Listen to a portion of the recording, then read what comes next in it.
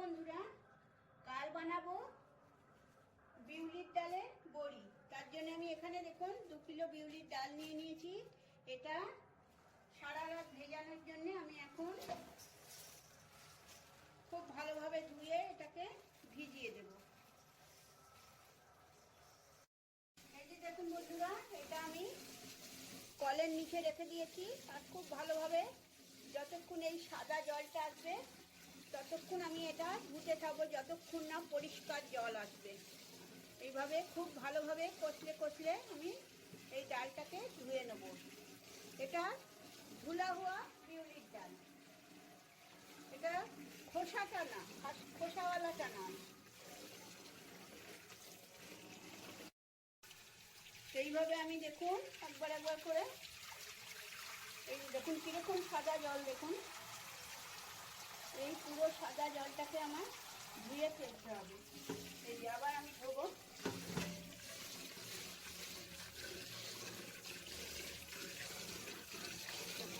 এইভাবে কষলে কষলে খুব ভালোভাবে এটাকে ধুয়ে নিয়ে তারপরে রাতভর এটাকে আমি ভিজিয়ে রেখে দেবো। এই যে দেখুন বন্ধুরা, বিউলির ডালটা আমি 5 থেকে 6 বার ধুয়ে নিয়েছি। এবার এই হাঁড়িতে আমি ভিজিয়ে ওভারনাইট কেলিয়ে রেখে দিচ্ছি। এই যে দেখুন বিউলির ডালটা আমি 5 থেকে 6 বার ধুয়ে নিয়েছি। এবারে আমি ওভারনাইট কেলিয়ে রেখে দিচ্ছি ভিজিয়ে এই হাঁড়ির ভেতরে। এটা আমি এখন ঢেকে রেখে দেবো। এই যে এটা দিয়ে আমি ঢেকে রেখে দিচ্ছি। আবার কাল আসবো বড়ি নিয়ে। এই যে দেখুন বন্ধুরা, বিউলির ডালে এই চাল কুমড়োটা আমি ব্যবহার করব। এটা খুবই ওয়েট, প্রায় 6 কিলোর চেয়েও বেশি ওয়েট। দেখুন প্রচন্ড ওয়েট। আর বিউলির ডালের বড়িতে সবসময় পাকা দেখেই চাল কুমড়ো ব্যবহার করতে হয়, তাই জন্য দেখুন একদম পাকা। এটা কাটলে বোঝা যাবে। আগে আসছি কাটা নিয়ে। Thank you friends. এই যে দেখুন বন্ধুরা, চাল কুমড়োটা আমি কেটে নিয়েছি। চাল কুমড়োটা কতটা পাকা দেখুন, বিয়াগুলো দেখুন একদম পেকে গেছে।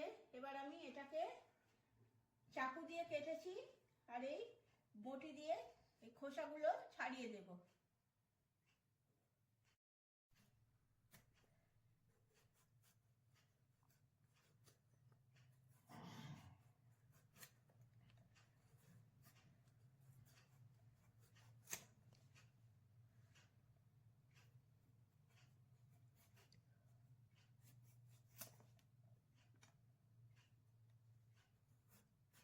এইভাবে দেখুন আমি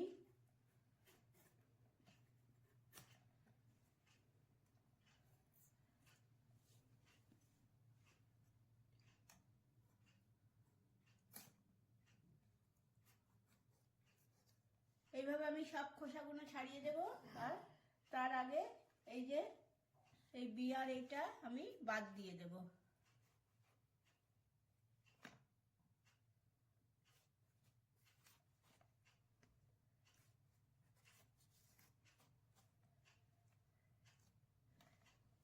এইবারে দেখুন আমি কিভাবে করব।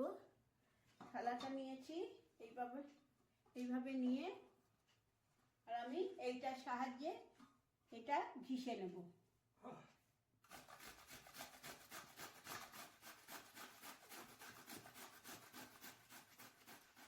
এইভাবে সবগুলো ছাড়িয়ে আর সবগুলো আমি এইভাবে ঘিষে নেব।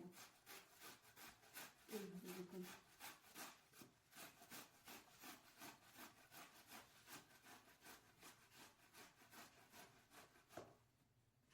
এইভাবে আসবে। এবার আমি বড়টায় নিচ্ছি, ওতে দেরি হচ্ছে।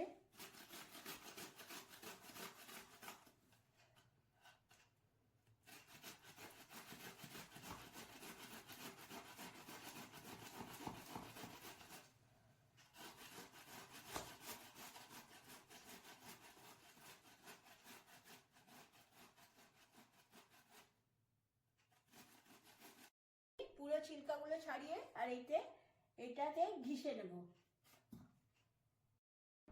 এই যে দেখুন বন্ধুরা, চাল কুমড়োটা আমি পুরো ঘিষে নিয়েছি আর দেখুন এতে কতটা জল বেরিয়েছে। এই যে দেখুন আরো জল বেরোবে। এই যে দেখুন জল বেরিয়েই যাচ্ছে। এই জলটা আমি ফেলে দিচ্ছি।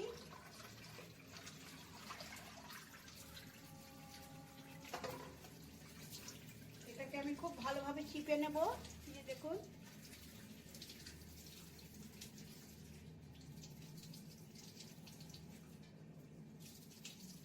দেখুন কিভাবে জল বেরোচ্ছে।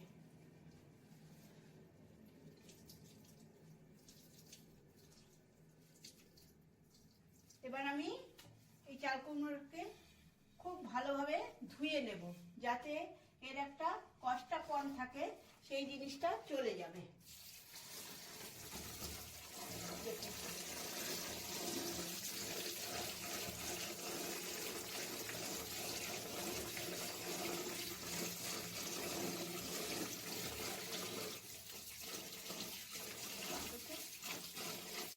এই যে দেখুন বন্ধুরা, এই চাল কুমড়োর খোসাটা আমি খুব ভালোভাবে ধুয়ে নেব।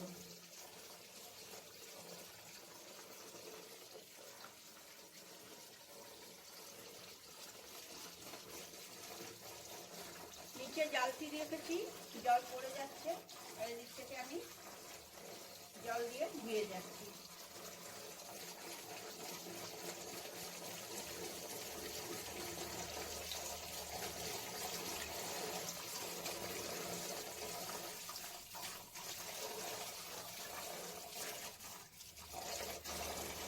আবার একবার জলটা আমি ঝারিয়ে নিই।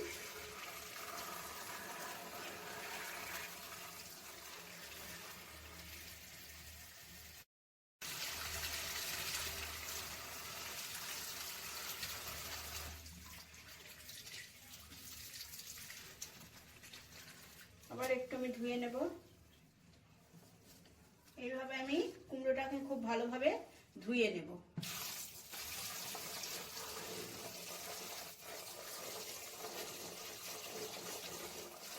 যত ভালোভাবে আমি ধুতে পারবো কুমড়োটা ততটাই মিষ্টি হবে, আর এটা বড়িতে গেলে খুব ভালো হবে বড়িটা।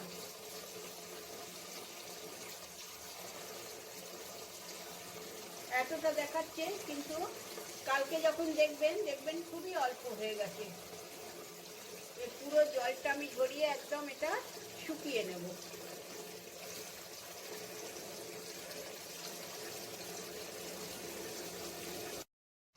দেখুন বন্ধুরা, এইটার ভেতরে একটাও বিয়া নেই।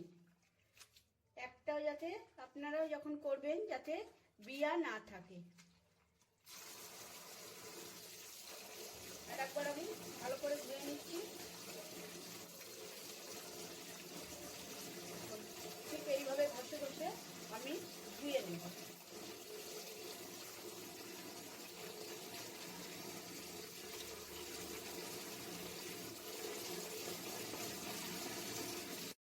এইটা আমার ফাইনাল ধোয়া হয়ে গেছে। এবার আমি পুরো জলটা চিপে আর এটা বেঁধে আর এই কলে ঝুলিয়ে রেখে দেব। প্রথমে পুরো আমি জলটা চিপে ফেলে দেব।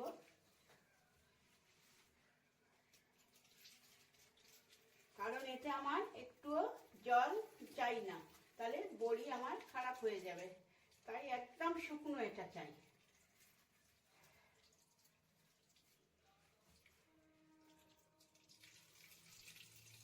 দেখুন এতে শুধু জলই জল থাকে।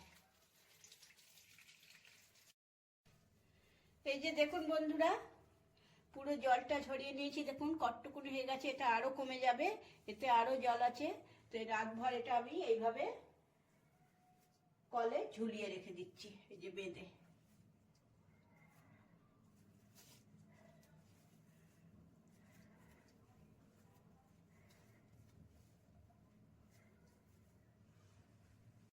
এই যে দেখুন বন্ধুরা, যে 6 কিলো চাল কুমড়োটা আমি কেটেছিলাম, এটা দেখুন পুরো জল টল ঝরে এইটুকু হয়েছে। আর এদিকে আছে 2 কিলো বিউলির ডাল, এটা ভিজে 4 কিলো হয়ে গেছে। এটা আমি পিষে নিয়েছি। এটা আমি এবার এই চাল কুমড়োর সঙ্গে মিলিয়ে দেব। খুব ভালো করে এটা মেলাবো।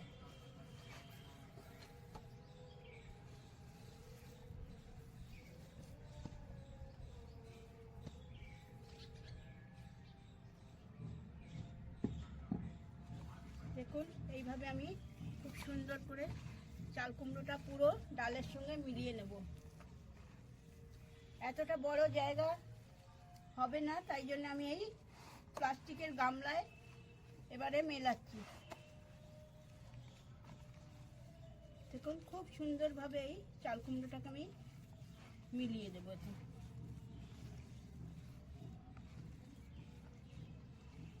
ডাল খুব বেশি ছিল, তাই জন্য আমরা মেশিনে পিষিয়ে এনেছি, মিক্সিতে পেশাইনি।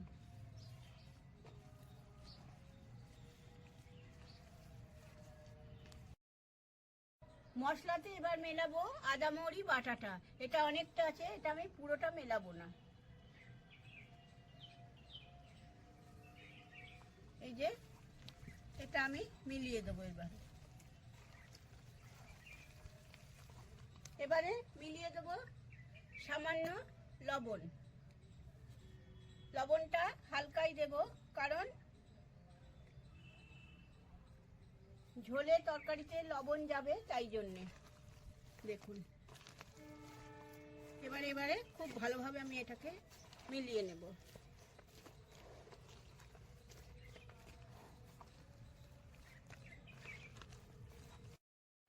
এবারে দিচ্ছি এতে কালো জিরে। কালো জিরে শরীরের পক্ষেও ভালো, আর ঝোলে গেলে স্বাদও খুব ভালো আসবে, আর বড়িটা দেখতেও খুব সুন্দর হবে। দেখুন সব বড়িতে অন্তত একটা দুটো করে যাতে কালো জিরে আসে। এবার দিয়ে দেব হিং। এই যে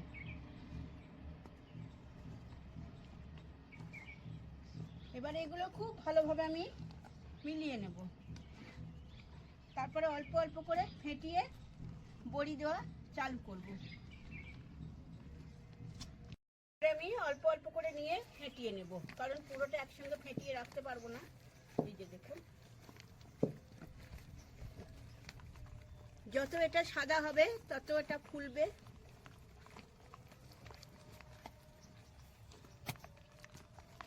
তবে এতে মশলা দেওয়া আছে, ফ্লপি হওয়ার জন্য খুব এটা হালকা হতে হবে, তাই জন্য ফেটানোটা খুবই জরুরি। খুব বেশি করে ফেটাতে হবে ভালো করে। এই যে দেখুন এটা যে ফেটানো হয়ে গেছে, আমি এই জলে দিয়ে দিচ্ছি। যদি ভেসে ওঠে তাহলে বুঝবো এটা ফেটানো হয়ে গেছে, আর যদি জলে না ভাসে, দেখুন জলে ভেসে গেছে, মানে এটা আমার ফেটানো হয়ে গেছে। এবার আমি দেওয়া চালু করব।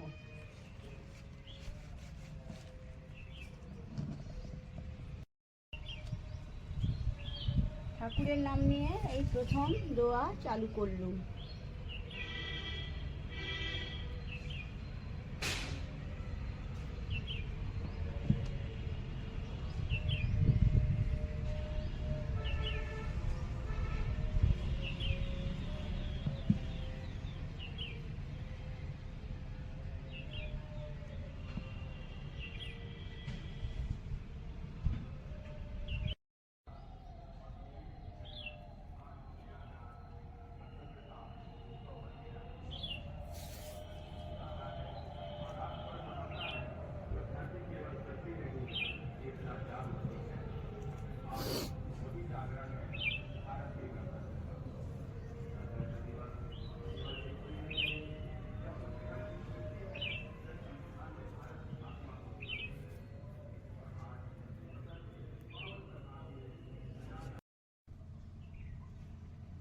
এই যে দেখুন বন্ধুরা, একবার ফেটানোতে আমার এই হয়েছে। আমি খুব বেশি বড় করছি না, ছোট ছোটই করছি। এরপরে আসবো খাড়া মশলা, বিউলির ডালের বড়ি নিয়ে। সব মশলা আস্তে আস্তে থাকবে, মশলা বড়ি। এই যে দেখুন বন্ধুরা, আমার বড়িটা দেওয়া কমপ্লিট হয়ে গেছে। 2 থেকে 3 দিন লাগবে, রোদ লাগবে, তারপরে শুকোবে। শুকনো নিয়ে আসবো আগে।